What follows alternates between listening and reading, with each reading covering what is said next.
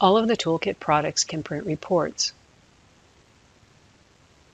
Which reports are available will depend on the Toolkit products that are activated. Buzz Edit, Buzz to Stitches, and Buzz Size can print a design summary using the Print Toolbar button or the File Print Summary command. It prints a thumbnail of the design along with the basic sewing information such as color order, dimensions, and number of stitches. Buzz Edit and Buzz to Stitches can also print a worksheet. You'll see this option in the Print Toolbar button drop-down or the File menu if it's been enabled. It is similar to the summary report but provides additional information about each color break. For these, there are separate thumbnails and stitch counts.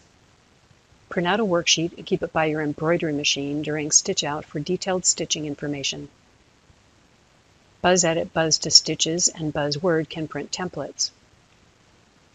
You'll see this option in the Print Toolbar button drop-down or the File menu if it's been enabled.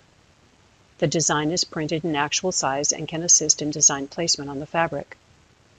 There are many customization options for this report, such as whether to include tick marks, center lines, and so much more.